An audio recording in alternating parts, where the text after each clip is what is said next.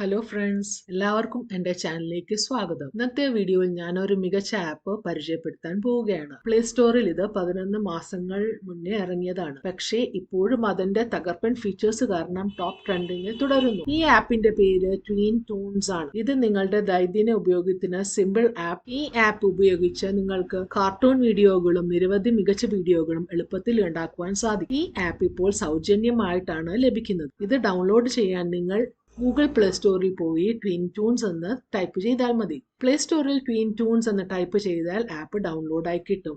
App open ചെയ്താൽ ആദ്യം simple interface ആണ് കാണുവാൻ സാധിക്കുക. ഇതാണ് ഫസ്റ്റ് പേജ്. ക്രിയേറ്റ് ആനിമേഷൻ എന്ന ഓപ്ഷനിൽ നിങ്ങൾ ക്ലിക്ക് ചെയ്യുക. നിങ്ങൾക്ക് ഇഷ്ടമുള്ള ബാക്ക്ഗ്രൗണ്ടുകളും ക്യാരക്ടേഴ്സും ഇവിടെ നിന്ന് സെലക്ട് ചെയ്യാം. ഇരുവശങ്ങളിലും ധാരാളം ഓപ്ഷൻസ് ഉണ്ട്. വിവിധ ഓപ്ഷനുകൾ ഉപയോഗിച്ച് നിങ്ങളുടെ ഫേവറേറ്റ് ക്യാരക്ടേഴ്സ് യൂസ് ചെയ്ത് നല്ലൊരു വീഡിയോ ഉണ്ടാക്കുവാൻ സാധിക്കുന്നു. ഈ വീഡിയോ കണ്ടാൽ ഈ ആപ്പിനെ എങ്ങനെയാണ് ഉപയോഗിക്കുന്നത് എന്ന് വളരെ എളുപ്പത്തിൽ പഠിക്കാൻ സാധിക്കും.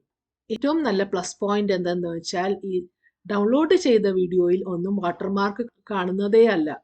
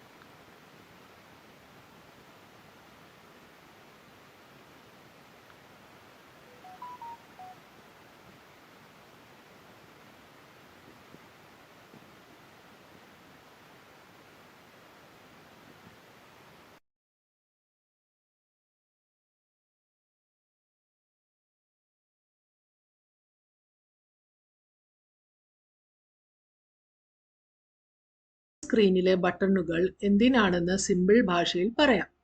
ആഡ് ക്യാരക്ടർ, പുതിയ ഒരു കഥാപാത്രത്തെ ആനിമേഷൻ ചേർക്കാനുള്ള ബട്ടൺ. പോസ്റ്റ് ചേഞ്ച്, ചേർക്കുന്ന കഥാപാത്രത്തിന്റെ നിലപാടുകൾ ചലനങ്ങൾ മാറ്റാം. മൂന്നാമത്തേത് പ്ലേ ആനിമേഷൻ, സൃഷ്ടിച്ച ആനിമേഷൻ പ്ലേ ചെയ്യാൻ. നാലാമത്തേത് റെക്കോർഡ് വോയിസ്, ആനിമേഷനിൽ ശബ്ദം റെക്കോർഡ് ചെയ്യാനുള്ള ഓപ്ഷൻ.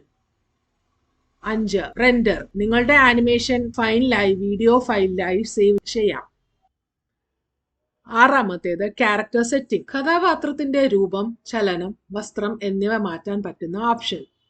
മാജിക് ബോക്സ്, പ്രത്യേക എഫക്റ്റുകൾ അല്ലെങ്കിൽ പ്രോപ്പുകൾ ചേർക്കാൻ. എട്ടാമത്തെ ഓപ്ഷൻ ന്യൂ ക്ലിപ്പ്, പുതിയ ഒരു ക്ലിപ്പ് പ്രോജക്റ്റ് തുടങ്ങുവാൻ. ഇവയൊക്കെ ഉപയോഗിച്ച് ട്വീൻ ടൂൺസ് വഴി ആനിമേഷൻ എളുപ്പത്തിൽ സൃഷ്ടിക്കാം. എല്ലാവരും ഒന്ന് ട്രൈ ചെയ്ത് നോക്കണം. ലൈക്ക്, ഷെയർ, സബ്സ്ക്രൈബ് ചെയ്യാൻ മറക്കല്ലേ. നന്ദി, നമസ്കാരം. ഈ സ്ക്രീൻ